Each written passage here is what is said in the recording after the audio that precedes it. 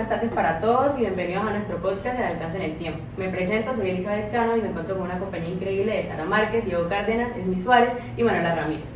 Hoy queremos iniciar con una analogía hecha por Stephen Swain, que en el siglo XX arrancó con dos descubrimientos que nos permitieron ver lo invisible: los rayos X, que revelaron el interior del cuerpo humano, y el psicoanálisis, que abre una ventana al alma. En una época dominada por lo técnico y lo material, Freud nos recordó que también somos profundidad y que hay una vida interior que influye en lo que somos y en cómo actuamos. Y entonces ahí se da la pregunta de ¿cómo se lograría entonces ver a través del alma? Para iniciar, me gustaría hacer como una pequeña aclaratoria. Cuando se habla de ver el alma, ver a través del alma, es hacer visible aquello que no se ve a simple vista, pero que de igual manera se comunica. Vendrían siendo una comparativa con lo que Freud denomina la inconsciente, un lugar donde se encuentran todos esos pensamientos, ideas y sentimientos que tal vez nosotros no somos conscientes a simple vista, pero que son influencia y son causa importante del malestar, que a simple vista el médico no va a lograr curar ni encontrar una razón. Entonces, respondiendo a tu pregunta, Eli, vendría siendo que se logra ver a través del alma gracias al lenguaje, y es cuando Freud le da la importancia al mismo, y es cuando se dice que el paciente tiene que desahogar todo aquello que él piense y todo lo que curse su mente. Voy a permitirme hacer una pequeña cita de algo dicho por Freud, y dice: el paciente debía decirlo todo él mismo, y la actividad del médico consistía en esforzarse del continuo, es decir, que el paciente hable, y yo como médico psicoanalista lo que debo hacer es hacerle preguntas para que él se exprese aún mejor.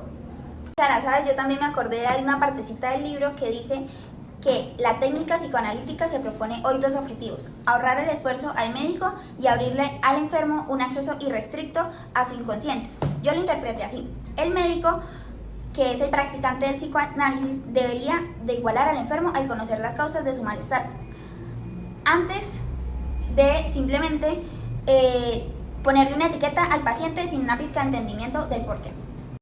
En este momento recuerdo la parte de un texto de la obra Introducción al método psicoanalítico de Miller.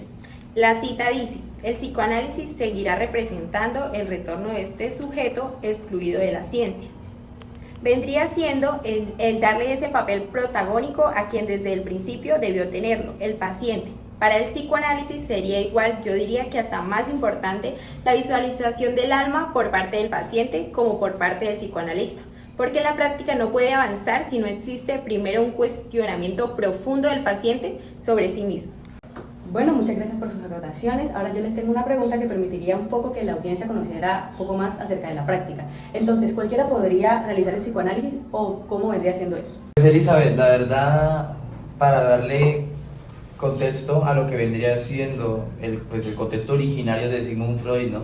Pues nosotros tenemos que entender que la medicina, los médicos dieron bastante la espalda a él, ¿verdad? Debido a que en su época el método psicoanalítico era muy polémico, era muy antimoral, bueno, lo que se sabía como eran las construcciones morales de la época.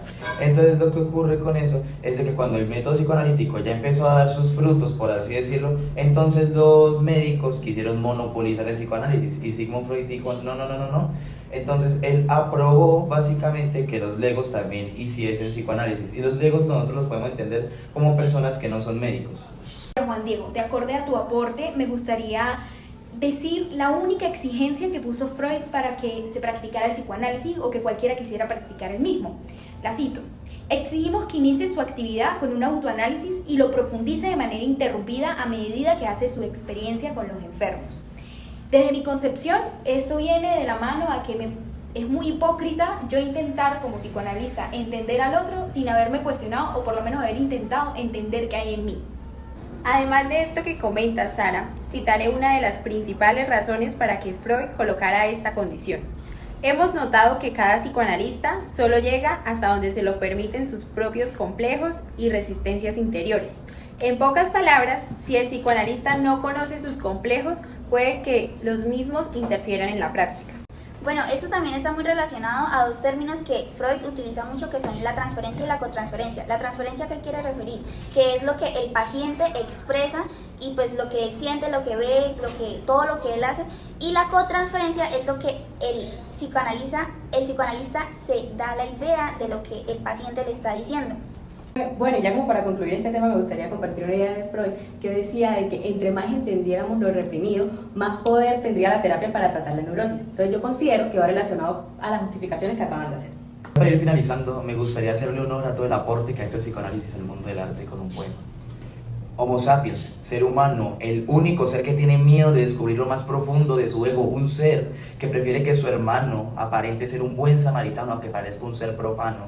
Más allá de la moral, hubo un intelectual que supo hablar de lo natural, pero fue escupido por una ciencia con un sentido ético rígido y sin sentido, pero más allá de esa ciencia que en esencia trata con violencia a aquel que tenga una idea de otra procedencia, ese intelectual fue el que puso el manual para aceptar a cualquier persona sin importar su instinto sexual, el que enseñó a la ciencia a escuchar antes de juzgar y fue el que nos enseñó a amar sin importar que a la iglesia le pareciese algo vulgar.